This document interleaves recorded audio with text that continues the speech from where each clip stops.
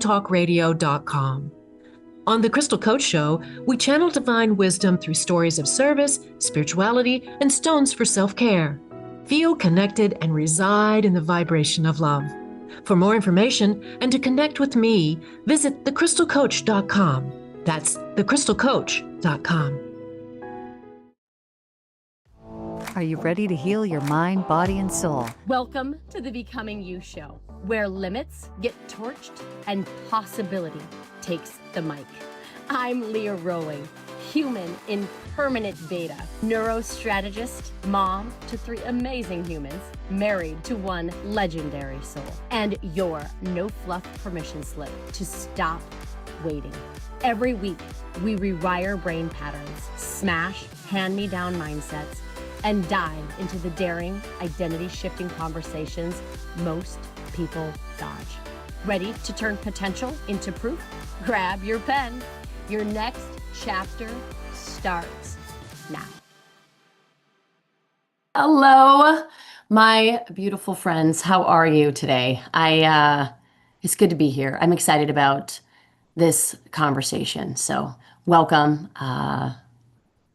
We've been on a journey, right, this month, talking about courage, and we've got two more episodes to go, and I want to kind of walk you through it. Not that you'd have to listen to those to make sense of this, but just to kind of give you a recap. So the first episode in the series was around worth acquisition, right? We named the thing, right? There's a payoff. There's a payoff to staying unworthy, right? And most of us are paying for proof that we never needed. And the invitation, the work, then isn't in becoming worthy, right? It's in the stopping of practicing our unworthiness, right? And then in episode 2 of the series, we talked about the tell, right? We honored the fact that your body, right, has been trying to tell you who you are for a really long time. It's been trying to get your attention for a really long time. And the work, it's not to master the signals, right? But to simply patiently trust them. Right? If you've never read the book, The Body Keeps the Score, it talks a lot about obviously it talks in way more detail, length, depth than that episode. And then last week, we talked about the unwitnessed self, right? We went into the quietest room in the house, right? The room that most of us have been avoiding going into, and we named the self that was waiting there for you to come home, right? And today, we're going to talk about the only question that matters now, which is, what do we actually do with all of this? And what do we do with all of this, okay? Because here's what I've learned after, 20 plus years of walking with people through moments like the ones that we've been having this month. The awakening, right, that level of awareness, that's the easy part, right? And I know that sounds outrageous because the awakening feels huge when you're in it, right? It feels like the most important thing that has ever happened. And in a way it is. But the awakening, right, that moment of crystal clear clarity, right, of insight, of remembering, it's not the work. That's not the work. That's the door, right? The work is what happens after you walk through, okay? The work is the Tuesday, the Wednesday, the Thursday. The work is the meeting where you are tempted to go back to the old version of yourself because, well, just frankly, it feels easier. Although it's really not. It's just way more familiar and accessible. Okay? The work in the relationship where maybe saying the true thing would change everything. And the small part of you that whispers, not today, not today. Okay? It's also the work, right, in the mirror where you are about to critique and catalog yourself again out of decades of habit. And the practice, right, of one breath, one pause, one moment of not collapsing into the old performance, right? That's the work. The work is a practice. The practice, right, of pausing, of taking a beat, of interrupting the familiar, the familiar way that you meet moments, and not collapsing into old patterns, old performance, the you from yesterday, right? And here's the thing, you guys, the work is not glamorous. It's not. There's almost nothing to post about. You cannot really take a picture of it. You cannot really tell anyone about it without it sounding smaller than it was, smaller than it is. And that is exactly why it matters, because that is where the life that you actually want is built. Not in the breakthrough, right? Not in the aha, not in the yes, right? That you get after you leave a conference, but in the 100 small, uncollapsed choices that you make in the weeks that follow, right? It's not in the big awakening that the life that you want is built. It's in the small, uncollapsed choices that you make in the weeks that follow. So the awakening is the door for sure, but what you do on Tuesday is the room, is the work, is your life. So I want to try to describe as honestly as I can what it looks like to live uncollapsed, right? Where we don't collapse back into fear, where we don't collapse back into doubt, where we don't collapse back into temper, where we don't collapse back into people pleasing, where we don't collapse back into perfectionism. Okay, because I think this idea of living uncollapsed, I think is what I called this episode. It can sound poetic. And the reality of it is much smaller and much stranger than that phrase probably suggests. Living uncollapsed, okay, does not mean that you have some dramatic, fully realized version of yourself striding through the world. It does not mean that you've stopped performing. It does not mean that you became this perfect, integrated, aligned, whole human who never second guesses, who never people pleases, who never shrinks. Okay? You will still do, I want you to hear me, you will still do all of those things. You just will, because you're human. You will still catch yourself scanning the room for approval. You will still say yes when you mean no. You will still, some mornings, feel smaller than you know yourself to be. You will still talk to yourself in ways that you would never talk to anyone else. You still will do that. Living uncollapsed is not the absence of the old pattern. It is a new relationship to them. So here's what it actually looks like. Okay? Living uncollapsed is the half-second pause before you answer, right? It's the half second in which you notice that the old version of you is about to speak. And you let that half second be enough to choose differently, right? To choose more consciously, to choose more compassionately, to choose more courageously. Sometimes you will choose differently. Sometimes you don't. But the pause is new. The pause is the work. Living uncollapsed is the moment you are in a conversation and you feel yourself starting to perform, right? Starting to package, starting to curate, starting to think about what you're going to say next so that you can sound smart or intriguing or interesting. And then you pause and you quietly, privately take yourself off the stage, right? This is nothing we announce, right? We don't make it a big thing. We just stop inside ourselves and return to the person that we actually are with full presence and engagement in that conversation. The shift is invisible, right? The shift is invisible to everyone in that room. But the shift is everything to you.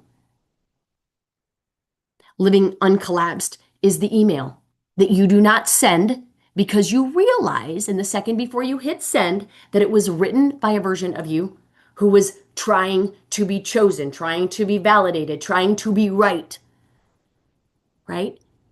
And instead, you write a shorter one, a truer one that you would not have been able to write a year ago. Living uncollapsed is the boundary that doesn't require a speech, right? The no that does not require 7 paragraphs of justification. It's just no, complete sentence, period. It's not loud, you guys. It's not dramatic.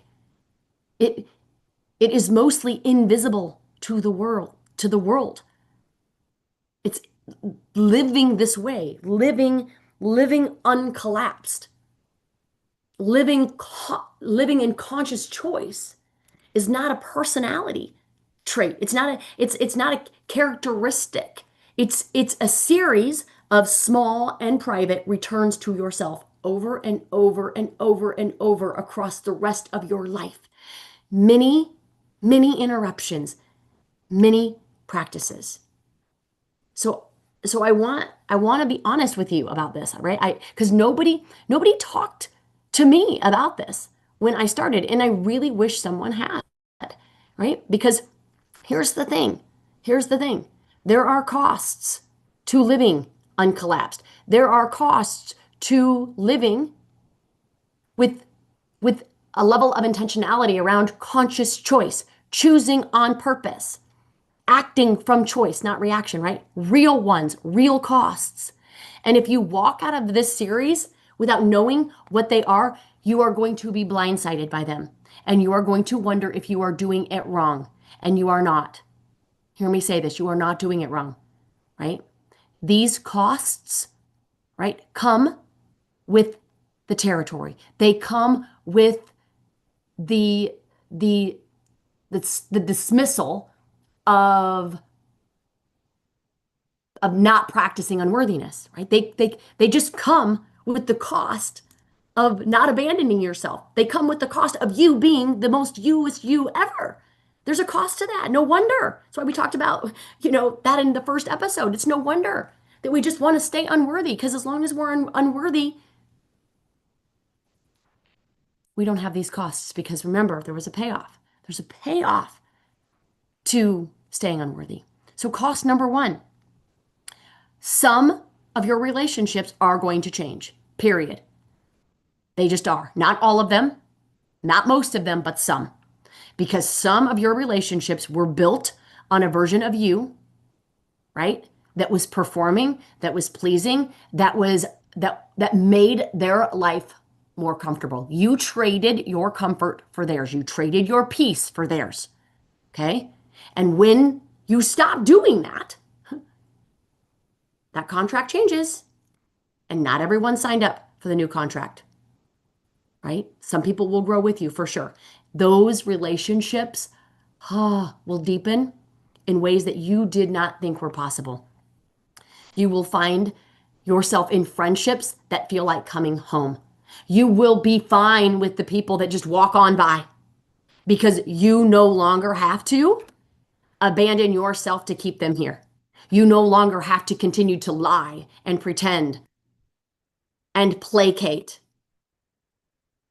in order to have them like you. Let them walk.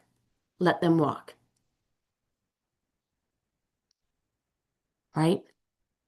Some people will quietly exit, some not so quietly. Some will become just more distant.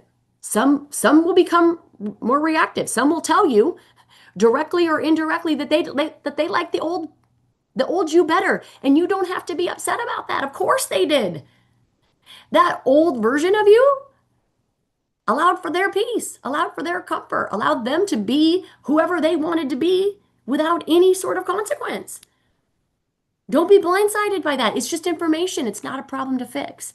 It's not something that you even apologize for. It's just something that happens when you stop collapsing into who someone needed you to be. Okay? We got to know that that's a true and real cost. And I'm telling you, your biggest life deserves it. It's worth it. It's worth it. Okay? Cost 2. Okay? You are going to feel a kind of loneliness that you've not felt before.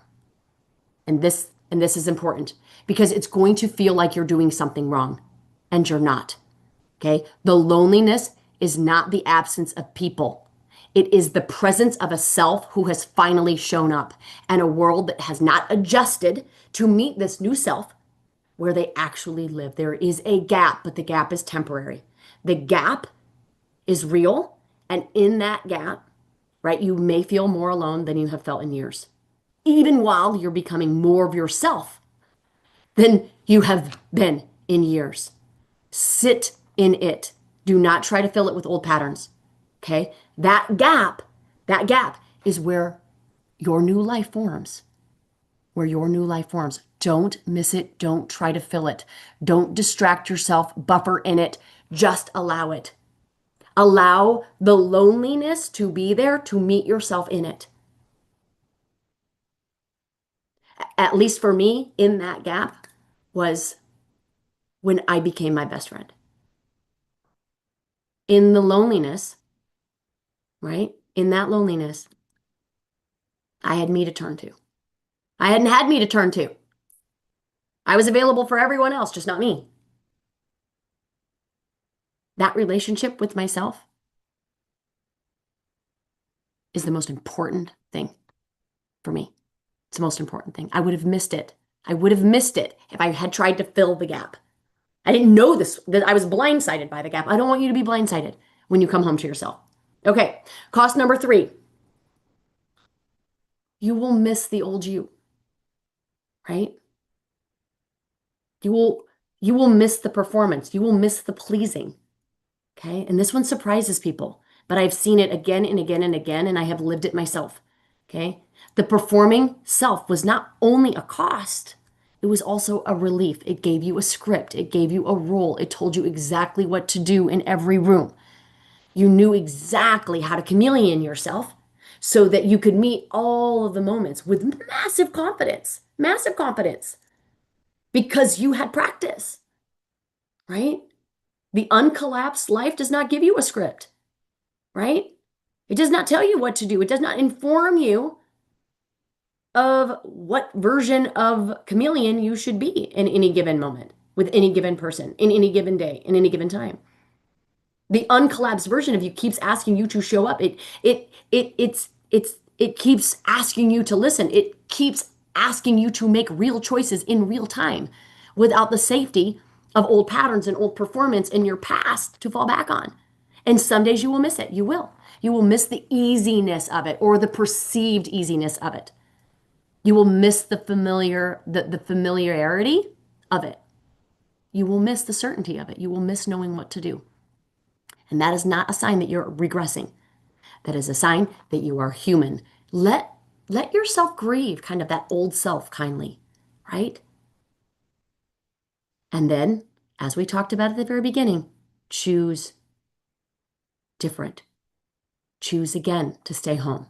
Choose again to say no. Choose again to hold your boundaries. Choose again to honor you. Choose again to get to know you in a world that would way better prefer you to know them. Okay? These costs, I'm sure there are more of them, but these costs, they do not mean that you've made the wrong choice. I think, at least for me, they meant that I made the real one. Okay? So I want to name something, because the costs are real for sure, but the graces are so much more real. Okay? This is the grace that nobody promises. Nobody sells these because they are almost impossible to describe. But they are the reason the whole thing is worth it. Okay?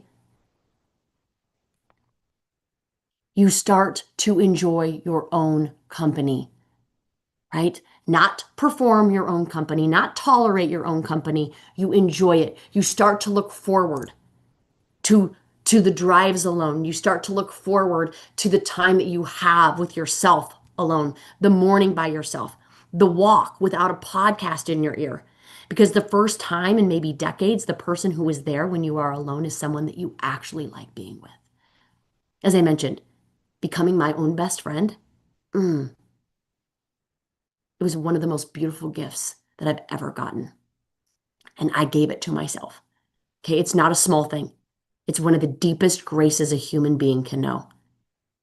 Number two, grace number two, okay? That is one of the deepest graces a human, right, can know. It's that your yes and your no come from the same place, right? Before, when you were performing, your yes and your no were coming from different selves, right? Your yes was coming from the part of you that wanted to be liked. Your no was coming from the part of you that was too exhausted to say yes one more time. Uncollapsed, they come from the same place, the same quiet, steady, knowing place. And because they come from that same place, they start to feel different to you, right? And they start to feel different to the people around you because you aren't lying anymore. People can feel the difference between a yes that costs you nothing and a yes that is offered because someone else needs it. Does that make sense? And when your yes and your no are integrated, people finally get to meet you, the real you. And then they start relating to the real you. And that changes everything.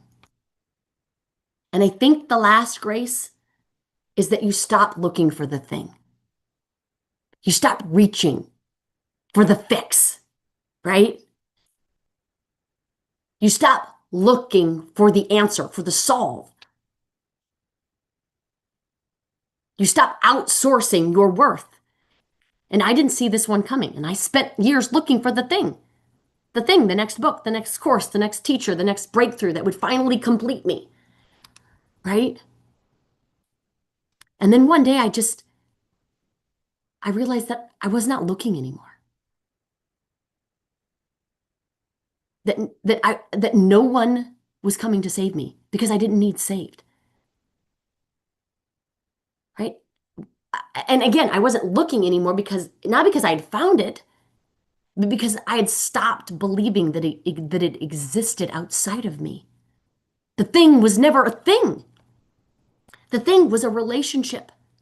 And the relationship was the one that I had been avoiding my entire life.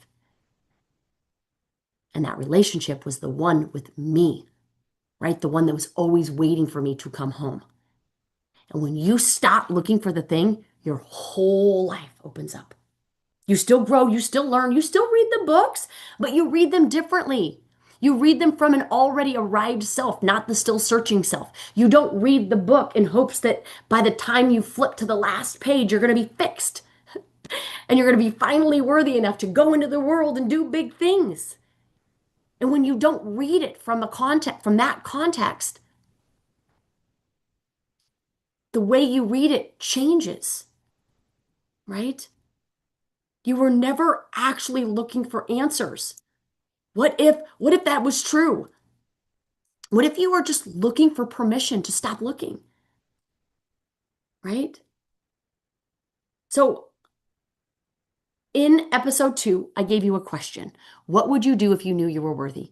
Right? That question is still the question, and I want you to keep asking it. But for the uncollapsed life, the integrated life, the life after the awakening, that Tuesday, that Wednesday, that Thursday, right? That there's a micro practice, there's a micro pause.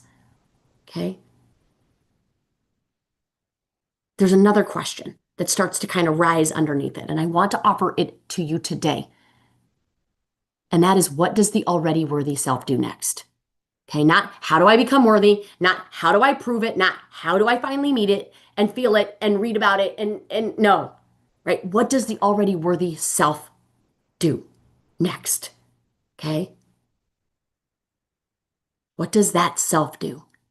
And when you ask it that way, you start to notice something pretty cool, right? The already worthy self does not have the same to-do list as the trying to prove itself does. They want different things. They move at different speeds. They say yes and no to different things. The already worthy self is slower, more discerning, less desperate, more generous, more patient, less urgent, more rested. They do not need to win the meeting. They do not need to be the smartest person in the room. They do not need to convert every moment into proof of their value.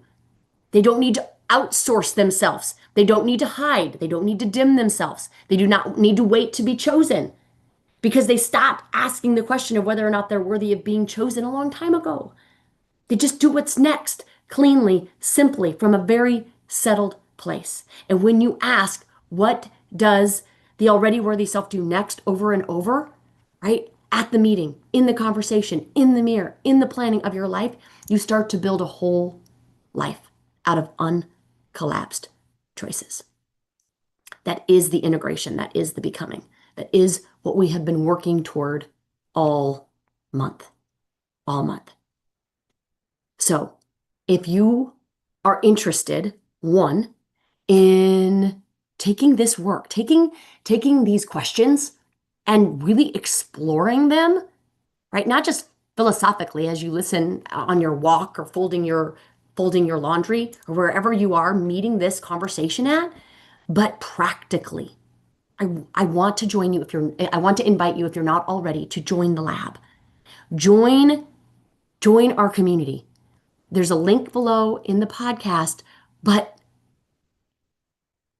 it's important work. Your life is important. It is the most important thing. A lot of people think that time and money are our biggest assets. Some people might even argue that our mind, our brain is the biggest asset, but it isn't. Your biggest asset is your life. Your life and how you live it. And if you are not living it intentionally and consciously and courageously, you are living it in default. And I want more for you. And I think probably if you ask deep down, you want more for you. We explore that more, right? Not as a theory, but as a practice in the lab. And so we hope that you will join us in there. It's a beautiful, amazing community of people. And if you're listening to me and you're in it, you know it. So until next time, my beautiful friends, have a most amazing, beautiful day. Go be courageous. Keep asking yourself the question, what would I do next if I was already worthy? It's worth asking and asking and asking and asking. Okay, till next time, my friends, have a beautiful one. Take care. Bye. If this episode cracked something open, good. Let it. And then head to leahrollingcoaching.com and grab the tools to rewire the story and reclaim your future. It is yours. And then share this with someone who's still waiting to be chosen, still waiting for permission, and remind them they don't need a breakthrough, that they are the breakthrough. Until next time, my beautiful friends, invest in you and keep becoming.